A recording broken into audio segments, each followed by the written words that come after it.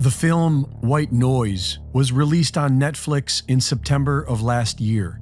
It's about a train crashing, exploding, and burning toxic chemicals off into the atmosphere, creating a major health hazard for miles around, reflecting what just happened a few weeks ago in Ohio.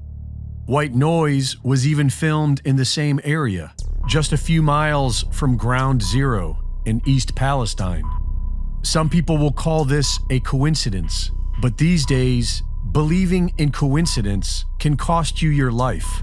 And there is more. Just 3 months before the train wreck, the city of East Palestine began adopting the MyID digital bracelet system into their local emergency services. Being touted as the ultimate ID system, MyID is a digital ID company dealing primarily with digital ID bracelets for the medical industry. Bracelets designed to make it easier for first responders to access your medical profile in the event of an unexpected emergency. And just a week before the crash, they began handing these bracelets out to all the residents of East Palestine. Also, 2 weeks before the crash, the CDC updated their page on vinyl chloride, removing their section on how it affects children and raising the safe exposure threshold. Neil Donald Walsh wrote, "There are no coincidences in the universe, only convergences of will, intent, and experience." Not only does the Ohio train crash appear to be a deliberate attack, it appears to potentially be a very deadly attack. 3 days after the train wreck, authorities called for a controlled release burn. Controlled in that they would initiate the spark that will burn all the chemicals and cargo together in a massive chemical fire, potentially putting millions of people's lives at risk. The vinyl chloride spill at Camp Lejeune was small in comparison to what happened this month in Ohio, but it still poisoned over 1 million people, and it took decades for the effects to materialize. A new federal lawsuit against Norfolk Southern alleges that 1.1 million pounds of vinyl chloride was spilled into the local environment. The vinyl chloride metabolite chloroethylene oxide attacks human DNA and can take years to start showing up as cancers and other disease. There is arguably no safe dose for exposure. Leading expert in the study of vinyl chloride, Dr. Julianne Baer, agrees and says that nobody should be drinking the local water. According to Dr. Baer, vinyl chloride gets transported into homes via the groundwater. She says it comes out of the water into the air, and that's really the major route of toxicity for the liver. It comes through the air. While some argue that burning it resolved these issues, that seems to be false. Dioxins are the deadly toxins behind Agent Orange and DDT. They are generated when chlorinated chemicals, like vinyl chloride, burn. In fact, the exact reaction that happened in East Palestine when they decided to burn vinyl chloride and PVC pellets together was arguably the most efficient and deadly way of dispersing dioxins into the environment, and could equate to being one of the biggest chemical weapons attacks in history. Some are saying that tens of millions of lives could now be at risk, and that number will keep growing so long as humanity dismisses these attacks as coincidence and continues to do nothing.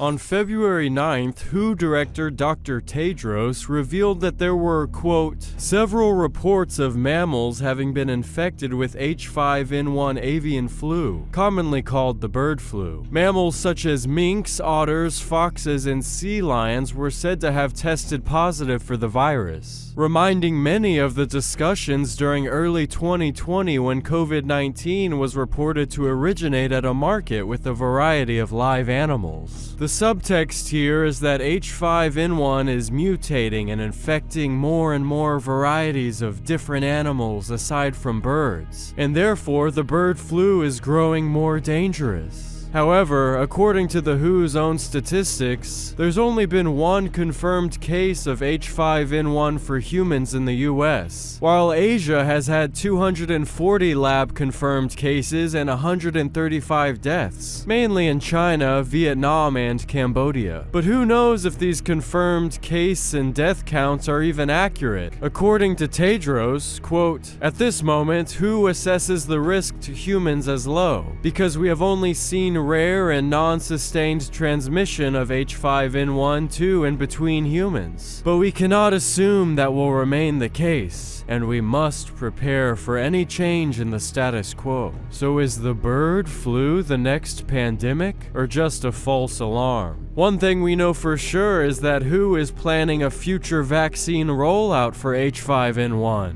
Tedros also stated in his speech, quote, "WHO is continuing to engage with manufacturers, meaning Big Pharma, to make sure that if needed, supplies of vaccines and antivirals would be available for global use." The same day WHO made their announcement of impending outbreak, the Biden administration proclaimed that bird flu vaccines for poultry are in the works. USDA spokesperson Mike Stepien said, quote, "The decision to proceed with vaccination is complex and many factors must be considered before implementing a vaccination strategy," adding that the USDA is, quote, "soliciting input from many different industry stakeholders that would be impacted." So while the US is testing H5N1 shots on birds, the WHO is working with big pharma companies to ensure vaccines would be available for human use worldwide in case of a pandemic scenario. In China,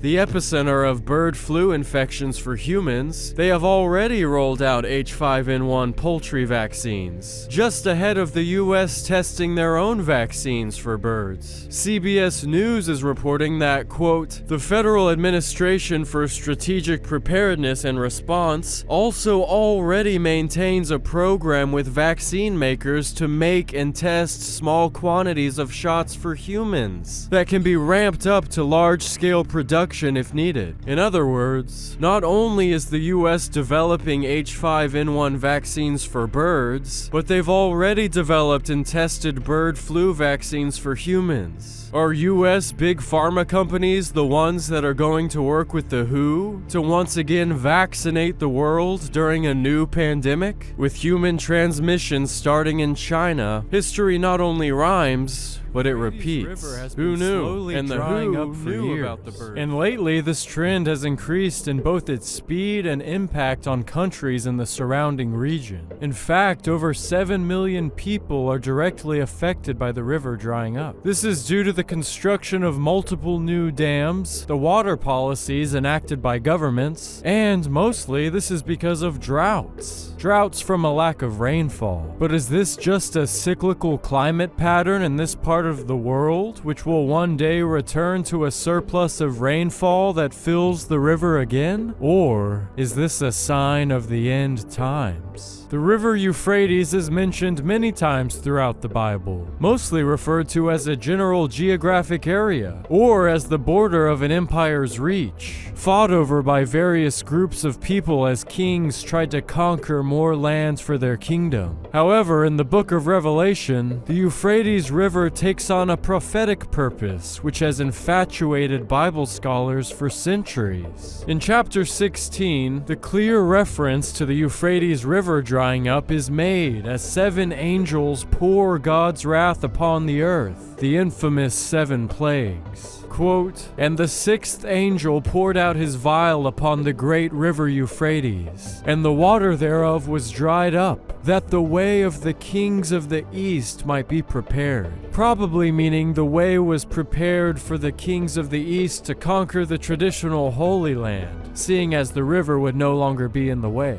Because this is the 6th plague, or judgment of God's wrath, we will have to see the first 5 plagues executed beforehand, meaning that the Euphrates River will not dry up until the mark of the beast is enacted, and those who receive it have sores, all sea life is killed, the rivers turn to blood, etc. In short, we will see these other signs of judgments before the Euphrates River dries up, and demonstrates the plague prophecy. In chapters 8 through 11, 7 angels stand before God and individually sound 7 trumpets in sequential order, each initiating a new event in the course of the end times, before the great conflict between good and evil reaches its ultimate climax. In chapter 9, John writes, quote, "The 6th angel sounded, and I heard a voice, saying to the 6th angel which had the trumpet, Loose the 4 angels which are bound in the great river Euphrates. And the 4 angels were loosed to slay the 3rd part of men." So in the end times scenario, the Euphrates River plays a deadly role. But what are these 4 angels released to slay a 1/3 of the population? The following verses describe these 4 angels as horsemen with breastplates of fire, and their horses with the heads of lions, breathing fire and brimstone from their mouths, which is what is said to kill the 3rd part of men. Clearly, like prophecies throughout the entire Bible, these images in Revelation are symbolic. But what do these symbols mean? The best way to interpret prophecy is through the studying of other pieces of scripture, using the Bible itself as its own interpreter. There are many views on the symbolic meanings in the book of Revelation. So be a responsible student, read the Bible for yourself, and see if you can catch a glimpse of understanding from this scripture. Blessed is he that readeth, and they that hear the words of this prophecy, and keep those things which are written therein, for the time is at hand.